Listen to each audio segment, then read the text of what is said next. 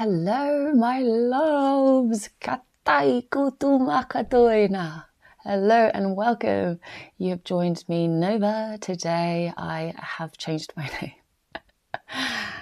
Just as we are growing into more aspects of ourselves, and actually we're merging into one with ourselves, kind of letting go of old identities. Francis used to be a name that I carried, but now kind of shifting into something different. I'm letting go of that old personality, just to really allow myself to stop restricting and just really fully merge and become that version of myself that I am always, that, I have been told otherwise. And I feel like a lot is happening to everyone.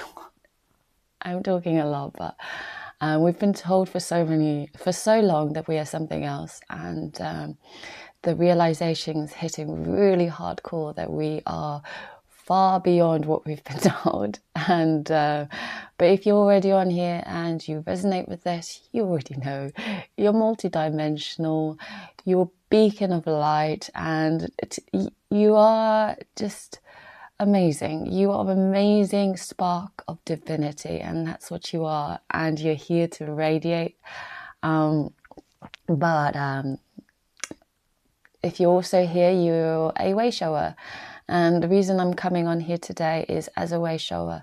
I show the way for others, and I have been going through some very intense inner energy, a lot of restriction when it comes to my creative flow, and just really taking some time to settle into my just things that I haven't yet cleared, that hasn't allowed me to fully emerge into myself. But yeah, it's an ongoing process. But the news that I'm getting these next few days or next few months is that we are going through the process collectively as a whole rearrangement for everything. But I'm interested to know how you guys are feeling. Grab your drink. Let's talk. Let's talk everything multi-dimensional quantum. But also, let's receive some messages from the spirit animals, but also from spirit. What wants to come through today? It's been a long time that I've opened up. So what wants to come through for the collective that we need to know right now the most, please? And sometimes life stings, I'm getting that a lot. Wow, 64. Life stings. Wasp spirit. Sometimes life stings, and it's true. Like, sometimes you just get irritated by a sting, but at the end of the day, it's how I see a sting. It's like emotions. It comes through your body, but it's just an activator to really set things into motion. And bees and wasps, they are always buzzing around doing their thing, and they're very busy creating and enjoying sweet nectar, but they do sting. So and that's only because they sometimes have to set boundaries. So I want a little bit more clarity onto that, because we could go lots of different ways. But what else wants to come through, my dears? This and that are true. So let go of whatever you're holding, because that is true. Nothing really, like, play around. Don't hold on to anything. Dolphin energy always comes around to tell us to play around. But yeah, this and that are true. So be neutral or just don't care, because right now I feel like, especially if you're watching this, for me the last few weeks have been a bit delusional. A lot of mental chatter has been happening, but simply just for me to observe and to let go, so I can stop observing, and setting boundaries, because sometimes life does sting, and you just got to get over it, by not getting too attached to identification or anything like that. One more, please, Spirit.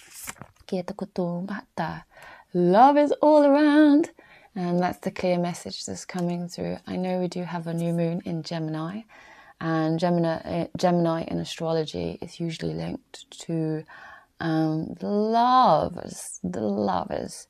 And I do sense a lot of love coming through, Venusian love, but also just love from the divine feminine pouring through. And that's been happening for a while. And that's why I feel like no matter what happens, even the sting and holding on to too much concept, we are totally supported and we're exactly where we're meant to be. Reclaim your power, y'all. Reclaim your power. It's all about creative power this year, and we are reclaiming it. We're not just reclaiming it, we're bringing we're bringing back those foundational wisdom that has been passed through time, those foundational blueprint, we're bringing it back into earth. And that's what it feels like with Reclaim Your Power. Reclaiming your power is also like your birthright, like everything that you have access to before this physical plane is your birthright. And it's your magic, it's your power, it's your ability to create. And that's really the lesson that's coming through. But it feels like there's too much going, like there is still too much going on in the head center, because I just picked from my mother piece and we got one's sun. So it's to lighten up, lighten up, lighten up, lighten up, lighten up. But it also, actually I'm getting something else, but I don't think I want to disclose it on here for now. We have High Priestess 11. And yes, it's you are the portal, you are the gateway. Everything begins within you. It's you are the key. Do I need to say that again? The High Priestess, she sits on her throne and she's the one in charge. 11 is the portal, it's the gate. So all of this past few months have just been, what kind of you are you cultivating? What kind of you are you going to bring to the end of this year? What kind of you are you rebirthing? And what kind of you are you reclaiming? That's a question we should all sit with, because that's who you're creating. That's who you're creating. You're creating a new period where you are literally creating yourself from out of nowhere into this physical realm. Hot magic. And there's going to be times, 7 always comes with a lot of opportunity to defend yourself, to communicate well, to let everyone know that, you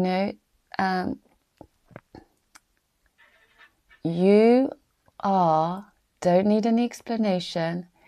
You don't have to explain yourself. You just have to be. That's what's coming up. You don't have to explain yourself, my loves. You just have to be. You don't have to create these conflicts. And if it does happen, it's meant to happen. It's meant to come into fruition so that you can release and let go and grow. Because relationships come and they teach us so many things, but usually they're just here for us to grow. Thank you all for listening to these readings that come from beyond. But we are going to pick my mother piece. Well, it's my Mother Mary card, but she is of divine history. But let's see what wants to come through. We'll just pick one message because there's so much. Wow. Our Lady of Divine Direction. The quickest way to a destination, it's not always the obvious or direct route. Obstacles can help build trust, determination, and self-belief and courage. I feel like that's what we've been cultivating.